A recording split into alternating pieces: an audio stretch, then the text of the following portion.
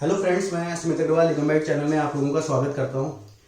हम लोग cardinal principle of evidence पढ़ रहे थे। इसमें हमने सेक्शन 91 और सेक्शन 92 कवर कर लिया था, जो बात करता है exclusion of oral evidences by documentary evidence. उसके बाद हमने पेटेंट एंड लेटेंट इफेक्ट के बारे में पढ़ा था, जो कवर होता है सेक्शन 93 से लेकर सेक्शन 99 तक। उसके बाद हमने special powers of the court पढ़ा, जो कवर होता है आपका section 165 of Indian evidence act और सेक्शन 311, सेक्शन 313 ऑफ सीआरपीसी। इसमें हमने सेक्शन 162 ऑफ सीआरपीसी भी देखा था। तो हमने इंक्विजिटोरियल सिस्टम के एस्पेक्ट्स को देखा था यहाँ पर। उसके बाद हम कवर कर रहे थे हेयरसे एविडेंस सेक्शन 60, उसमें हमने उसकी एक्सेप्शंस भी देखी थी। उसके बाद हम कर रहे हैं प्राइमरी एंड सेकेंडरी एविडेंस। इसमें हमने प्राइमरी एविडेंस को लेकर के सेक्शन 3, सेक्शन 59, सेक्शन 61, 62, 64 कर लिया था। आज हम करेंगे सेक्शन 63, जो कि सेकेंडरी डॉक्यूमेंट्री एविडेंसेस के बारे में बताता है। बार बार सारे सेक्शन स्टार्टिंग के बोलने का पर्पस ये होता है ताकि सेक्शंस याद हो जाए हमें, क्योंकि एज अ लॉ स्टूडेंट या as a judicial services aspirant it is important for us to recall them again and again, तो थोड़ा आसानी हो जाती है। तो चलिए हम बात कर रहे थे सेकेंडरी डॉक्यूमेंट्री एविडेंसेस की, जो इंडियन एविडेंस एक्ट में सेक्शन 63 में कवर होता है। जब हम सेक्शन 62 पढ़ रहे थे तो प्राइमरी डॉक्यूमेंट्री एविडेंसेस की बात कर रहा था, तो आप लोगों ने देखा होगा कि वहां पर वर्ड का इस्तेमाल हुआ था मीन्स। तो वो डेफिनेशन थी एग्जॉस्टिव, यानी कि जो नीचे बताया गया एक्सप्लेनेशन 1 और एक्सप्लेनेशन 2 में, और जो डेफिनेशन वो एग्जॉस्टिव था वही है और कुछ नहीं है। लेकिन जब हम सेक्शन 63 देखेंगे तो जो डेफिनेशन है सेक्शन 63 में सेकेंडरी डॉक्यूमेंट्री एविडेंसेस की, उसमें वर्ड इस्तेमाल हुआ है मीन्स एंड इंक्लूड्स। तो मतलब ये है डेफिनेशन जो है वो इंक्लूसिव है। तो जो नीचे 5 क्लॉजेस में बताया गया है वो तो है ही, उसके अलावा भी कुछ हो सकते हैं। जैसे सेक्शन 62 सेक्शन 22 बात करता है oral admission as to the contents of the documents. Section 65 जिसमें सर्कमस्टांसेस बताए गए हैं कि सेकेंडरी एविडेंसेस कब एडमिसिबल होंगे, उसमें इलस्ट्रेशंस दे रखे हैं सेकेंडरी एविडेंसेस के। तो ये जो डेफिनेशन है सेक्शन 63 में सेकेंडरी एविडेंसेस की, ये इंक्लूसिव डेफिनेशन है। उसके बाद ये सेकेंडरी एविडेंसेस को 5 क्लॉजेस में बताया गया है। पहला क्लॉज बताता है कि certified copies as per the provisions herein after content. तो सर्टिफाइड कॉपीज कौन सी, जो आगे प्रोविजंस दे रखे हैं उनके हिसाब से सर्टिफाइड कॉपीज हैं। जैसे ये बताया गया है हमारा सेक्शन 76, 77 और 79 में। सेक्शन 76 में बताया गया है कि सर्टिफाइड पब्लिक डॉक्यूमेंट क्या होता है। तो ये बताता है कि whenever a public officer is in the custody of a public document and any person is authorized to inspect it, and on his demand he shall be provided with the certified copies of the document on the payment of a legal fees, and the officer providing those certified copies will give the certificate on the footnote of the copy that he will write on the footnote a certified true copy. He will sign it and subscribe it by his name and the official designation. He will stamp it and he is authorized to use the seal. Then as per the law, then he will use that seal. मतलब ये है कहने का कि जो public officer है उसकी custody में कुछ पब्लिक डॉक्यूमेंट्स हैं और कोई भी आदमी जो है उन पब्लिक डॉक्यूमेंट्स को इंस्पेक्ट कर सकता है, और अगर वो पर्सन उन पब्लिक डॉक्यूमेंट्स की सर्टिफाइड कॉपी चाहता है तो कुछ लीगल फीस दे करके उन डॉक्यूमेंट्स की सर्टिफाइड कॉपीज ली जा सकती है। और जो पब्लिक ऑफिसर है उन पेपर्स को सर्टिफाई कैसे करेगा, वो सर्टिफिकेट देगा उस डॉक्यूमेंट के फुट नोट पर। वो लिखेगा सर्टिफाइड ट्रू कॉपी, वहां पर अपना नाम लिखेगा, डेट लिखेगा, स्टैंप लगाएगा, साइन करेगा, और अगर वो सील को यूज करने के लिए ऑथराइज्ड है तो वहां पर वो सील भी लगाएगा। जैसे एग्जांपल हो सकते हैं, सेल डीड की कॉपी चाहिए आपको रजिस्ट्रार के ऑफिस से, तो आप एक सर्टेन अमाउंट ऑफ फीस वहां पर डिपॉजिट करके सेल डीड की सर्टिफाइड कॉपीज ले सकते हैं। मिनिस्ट्री ऑफ कॉर्पोरेट अफेयर्स की साइट पर जाकर के अगर आप किसी कंपनी के पब्लिक डॉक्यूमेंट्स को देखना चाहते हैं, आप देख सकते हैं, इंस्पेक्ट कर सकते हैं फ्रीली। लेकिन अगर आप उनकी सर्टिफाइड कॉपीज चाहते हैं तो कुछ पेमेंट करके आपको उनकी सर्टिफाइड कॉपीज मिल सकती है। तो public officer in custody of the public documents कब कहा जाएगा, इसके साथ एक्सप्लेनेशन में अपेंडेड है। उसमें एक्सप्लेनेशन में लिखा हुआ है कि any public officer in the ordinary course of his duty is authorized to deliver those public documents will said to be in the custody of those public documents. Very plain reading है, वैसे ही समझ में आ जाएगा. उसके बाद section 77 है, वो बताता है कि जो सर्टिफाइड कॉपीज हैं of which they will be a secondary evidences, secondary documentary evidences, and they will be admissible in the court for the copy for the contents of the public documents or the part thereof of which they are purporting to be the copies. यानी वो certified copies हैं, उस original document का secondary documentary evidence माना जाएगा court में. सीधा सा ये मतलब है. सेक्शन 79 जो है प्रिजम्पशन को बताता है सर्टिफाइड पब्लिक डॉक्यूमेंट्स को लेकर के कि कोर्ट शैल वर्ड का इस्तेमाल किया गया, यानी कि मैंडेटरी है कोर्ट के लिए. Court shell presume that the document the certified copies are genuine if they are certified by the authorized public officer, by the central government or the state government. And proviso लगा हुआ है नीचे, ये कहता है कि प्रोवाइडेड कि अगर वो डॉक्यूमेंट है is in the substantial form में है and is executed in the manner as directed by the law, यानी कि प्रॉपरली ड्यूली एग्जीक्यूट भी किया गया है. उसके बाद जिस ऑफिसर ने उसको सर्टिफाई कराया तो कोर्ट को यह भी प्रिज्यूम करना पड़ेगा कि जिस कैपेसिटी में उस ऑफिसर ने उस डॉक्यूमेंट को सर्टिफाई करा गया है ही hold that official character at that point of time. तो ये बताता है सेक्शन 79 हमारा. आई थिंक ये क्लियर होगा.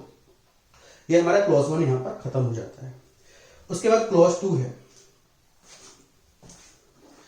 क्लॉज 2 बात करता है the copies are made from a uniform mechanical process. यहां पर वर्ड है मैकेनिकल प्रोसेस, मैनुअल नहीं है. मैकेनिकल प्रोसेस मतलब फोटोकॉपी है, प्रिंटिंग है, लिथोग्राफी है, कोई भी तरीका हो सकता है लेकिन मैकेनिकल होना चाहिए.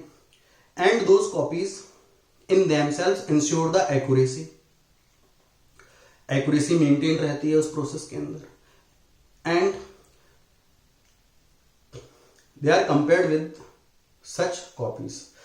तो वो सेकेंडरी एविडेंस है. जैसे मान लीजिए एक एग्जांपल है, एक डॉक्यूमेंट है, डॉक्यूमेंट नंबर 1 है, ये ओरिजिनल है.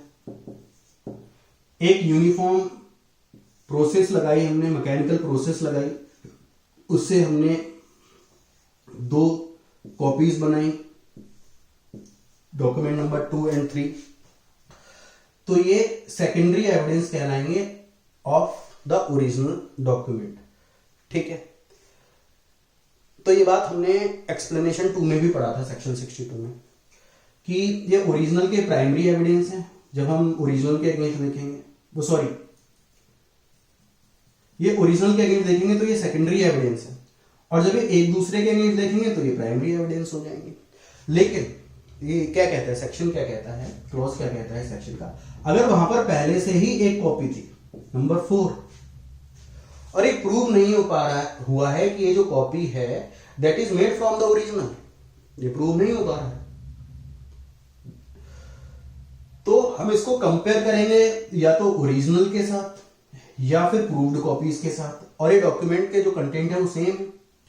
Then it will be deemed to be the secondary evidence of the original but nor primary not secondary of the copies. तो ये बात कहते हैं सेक्शन. ये ओरिजिनल का तो सेकेंडरी मान ही रहेगा, लेकिन जो कॉपीज हैं उसका ना तो ये प्राइमरी माना जाएगा ना सेकेंडरी माना जाएगा. कंपेयर करने के बाद देखते हैं हमें.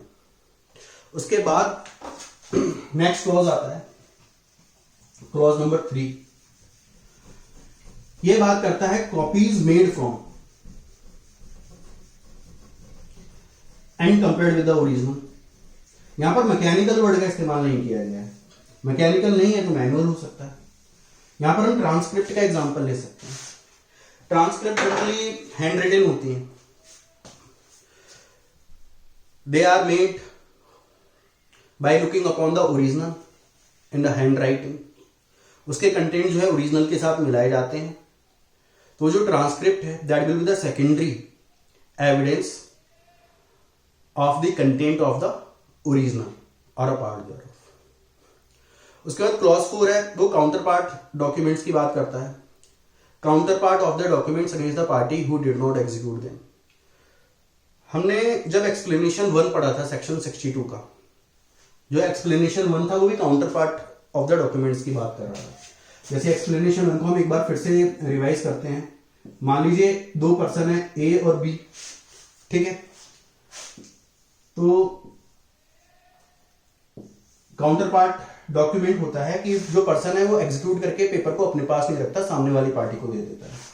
ए ने काउंटर पार्ट डॉक्यूमेंट साइन करा और वो बी को दे दिया, ठीक है।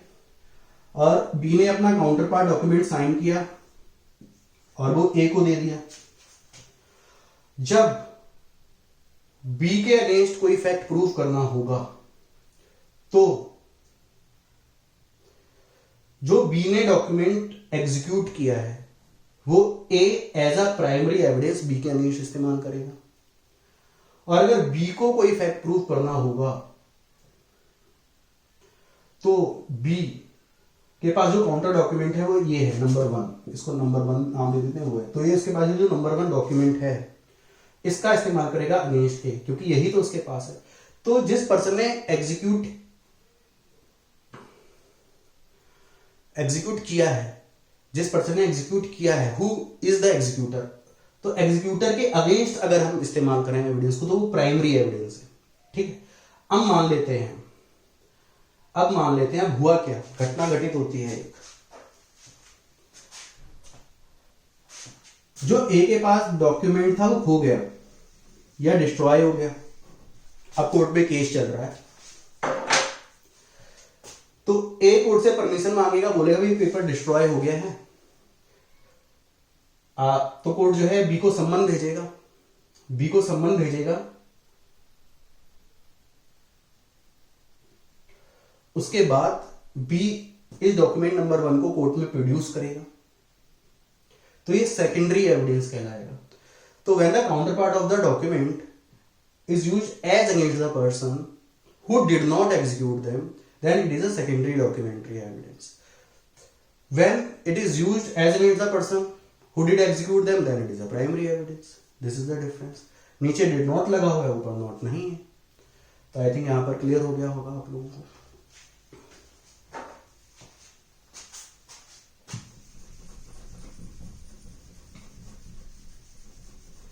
तो इस तरीके से हमारे 4 क्लॉजेज हो गए। 5वां क्लॉज है वह oral content of oral statement of the contents of the document by the person who has seen it. मतलब कि कोई पर्सन है वो ओरल स्टेटमेंट दे रहा है कि जिसने उस डॉक्यूमेंट को देखा हुआ है, उस डॉक्यूमेंट के बारे में। ये ओरल एविडेंस नहीं कहलाएगा। अगर ये ओरल एविडेंस कहलाता तो सेक्शन 91 का बार लग जाता। हमने बताया था जो कॉन्ट्रैक्ट है, जो डॉक्यूमेंट रिड्यूस कर दिया जाता है राइटिंग में, उसी डॉक्यूमेंट के द्वारा प्रूफ किया जाता है, ओरल एविडेंस नहीं लगता, सेक्शन 91 का बार लग जाएगा। लेकिन by virtue of section 63(5) it is a secondary documentary evidence, तो सेक्शन 91 का बार नहीं लगता है। अब जैसे मान लीजिए कई बार क्या होता है, कोई डॉक्यूमेंट है, कोई कॉन्ट्रैक्ट है, वो डिस्ट्रॉय हो गया, उसकी सर्टिफाइड कॉपीज भी डिस्ट्रॉयड हो गई, उसकी सेकेंडरी कॉपीज भी, फोटो कॉपीज भी डिस्ट्रॉय हो गई। लेकिन कोई पर्सन है उसने उस डॉक्यूमेंट को पढ़ा हुआ है, तो उस पर्सन की जो टेस्टिमनी है under section 63(5) secondary documentary evidence मान ली जाएगी। लेकिन कंडीशन ये है कि उस पर्सन को पर्सनली प्रेजेंट होना पड़ेगा कोर्ट में और अपनी टेस्टिमनी देनी पड़ेगी। रिकॉर्डेड टेस्टिमनी नहीं दे सकता। और यहां पर ये प्रूव करना पड़ेगा कि उसने वाकई में उस डॉक्यूमेंट को पढ़ा था। अब ये बात प्रूव कैसे होगी, तो आप लोगों को पता होगा जब भी कोई कॉन्ट्रैक्ट साइन होता है, जब भी कोई कॉन्ट्रैक्ट एग्जीक्यूट होता है तो उस पर विटनेस साइन करता है, अपने अटेस्ट करते हैं। तो विटनेस है और विटनेस जो है अटेस्ट करने से पहले डॉक्यूमेंट को पढ़ता है। या मान लीजिए रजिस्ट्रार है, डॉक्यूमेंट को रजिस्टर करने से पहले डॉक्यूमेंट को पढ़ना जरूरी होता है। तो इन लोगों का जो है oral statement secondary documentary evidence माना जाएगा। कंडीशन है, डॉक्यूमेंट डिस्ट्रॉय हो गया है, तभी तो ये एडमिसिबल होगा। ये सारी कंडीशन हम पढ़ेंगे सेक्शन 65 में। आई थिंक आप लोगों को आज का लेक्चर समझ में आया होगा। प्लीज़ इस चैनल को ज़्यादा से ज़्यादा सब्सक्राइब कीजिए, शेयर कीजिए, लाइक कीजिए और कमेंट करके बताइए आपको ये लेक्चर कैसा लगा, कि कोई इम्प्रूवमेंट की ज़रूरत है, ताकि उसको इनकॉर्पोरेट किया जा सके लेक्चर्स में। प्लीज़ इनको ज़्यादा से ज़्यादा शेयर कीजिए, ताकि जो लोग LLB कर रहे हैं या जो लोग जुडिशरी सर्विसेज को लेकर के एस्पिरेंट्स हैं, उन लोगों को हेल्प मिले, और जो लोग अपनी लीगल नॉलेज बढ़ाना चाहते हैं वो लोग भी समझ सकें, क्योंकि लीगल नॉलेज तो बहुत ज़रूरी है आज के टाइम में। Okay, thank you.